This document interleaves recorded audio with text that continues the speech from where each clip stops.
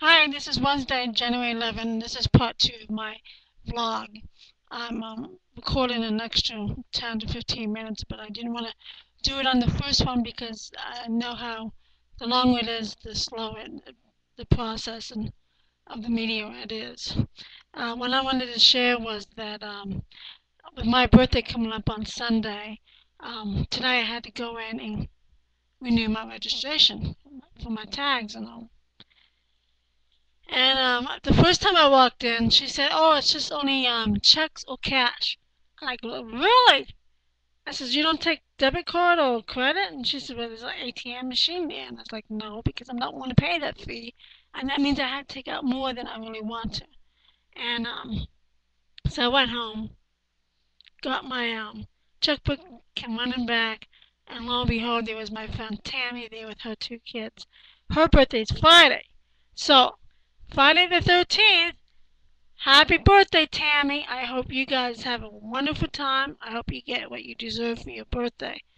Now, for me on my birthday, I don't know what I'm going to be able to do. I, I normally, nobody ever calls. Nobody sends flowers. Nobody sends cards. Well, oh, take that back. I did get a card from my sister Jeanette up in Virginia. But I nobody really comes to celebrate.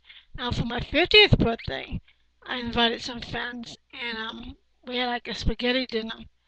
I think we had cake. I think I tried to make cake, but I can't remember.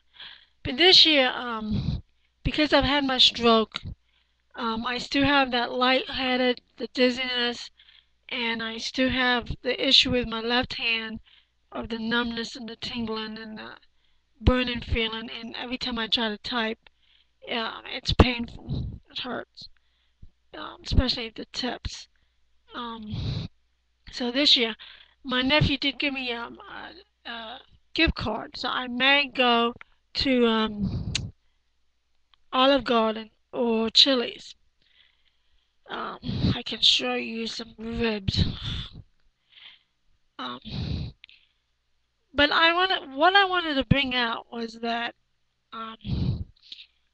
there's been so many things in my life that has happened, and I always look at my life now as a lesson, a book of lessons, and that many times I really believe that God is teaching us things, and with that within our life, and the different lessons that we have. And sometimes we're just too stubborn to notice that He's teaching us this stuff. Sometimes we're blind, sometimes we're deaf to it. So it's really hard to share it if you don't see it. I've noticed a lot of people, especially within religious beliefs, that there's a lot of tunnel vision. There's no broad view. Um, I don't go to church. I probably should. Um, I don't go to church because I've had issues with people at church, and I still feel like there are a lot of people that are very judgmental, and I'm tired of that. I'm tired of being judged. I do. It's not to say that my spirituality is low or bad. I do have a very strong spirituality with my God, my awesome God. And I do listen to Joel Osteen a lot. And to me, Joel Osteen is not a preacher. Um, to me, he's more like a spiritual life skills motivator. And he really knows how to motivate you with your life and the different lessons in your life. And although he uses the Bible as his guideline, his many times if you listen to him, you will see that he's not preaching to you, but in a sense he's teaching you how to live your life in the paths that God give us and how you can succeed and prosper.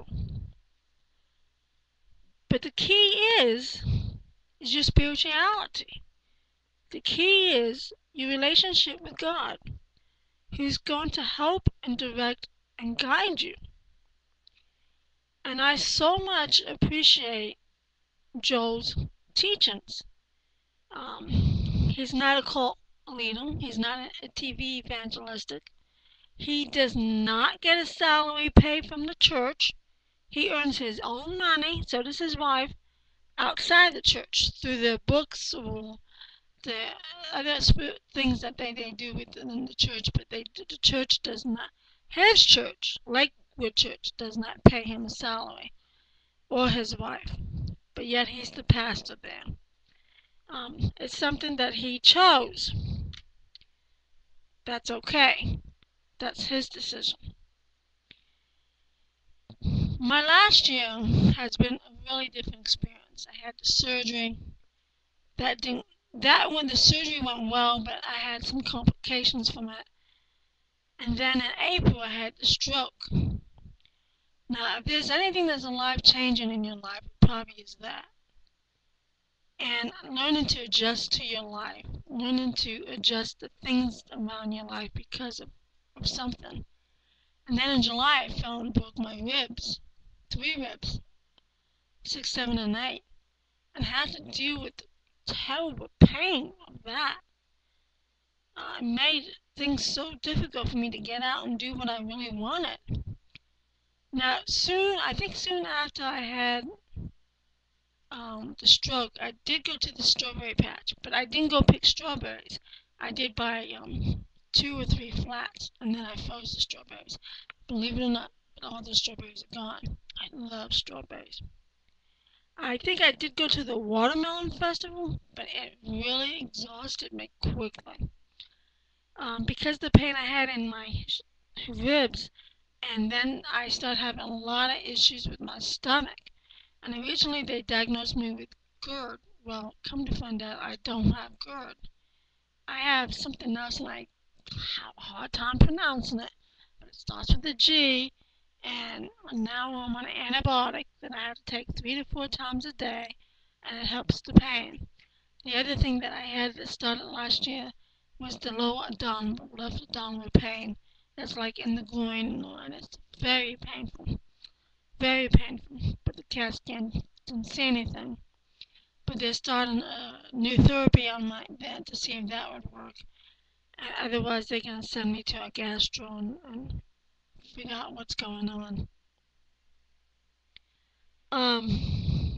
My life in my first year of being 50 has been life-changing for me. So much different things happen, including with things I had to deal with Victor, child support, and stuff like that. It's just heartbreaking because it's not that I don't want to fight for Timothy, because everybody knows that I do fight for Timothy. It's that I just tired of fighting with somebody who doesn't get it. He just doesn't get it. And so I just like, you know what? I can't do this no more.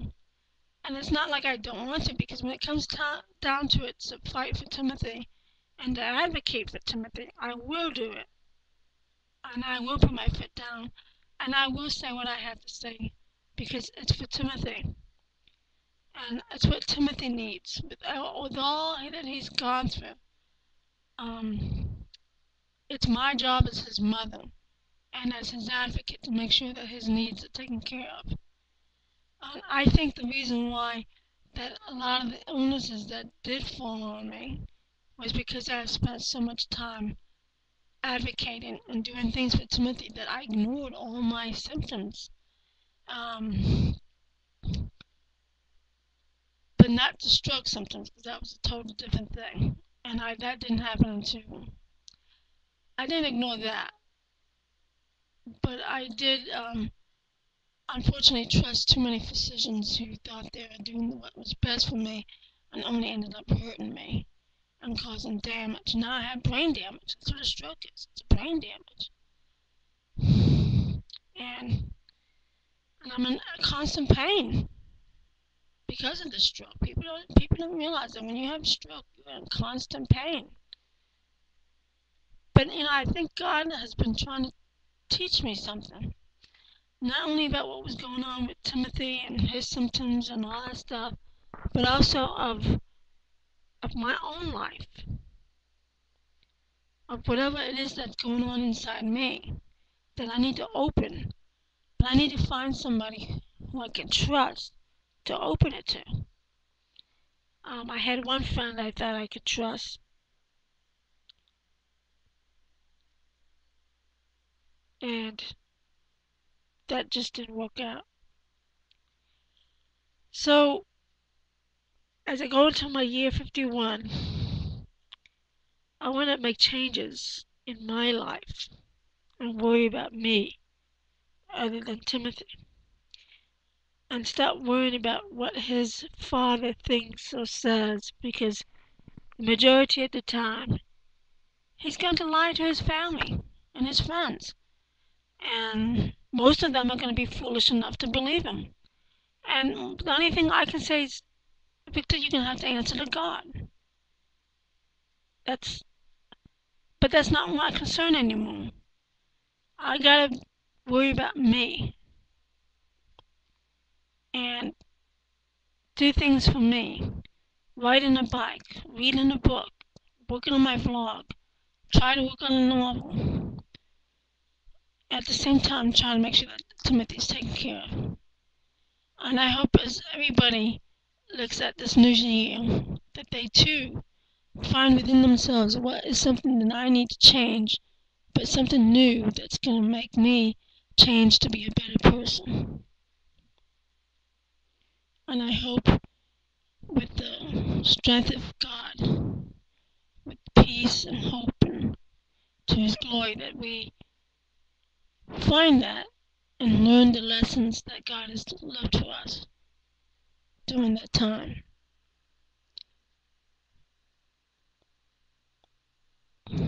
That's my thing for my birthday.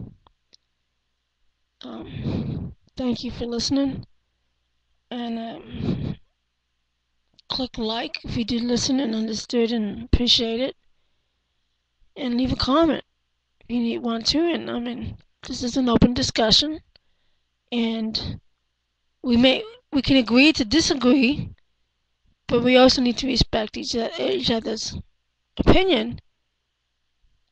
We may not like it, we may not understand it, we may not be happy with it, but we can at least leave that respect. Until then, we hope you have a good day and a good night.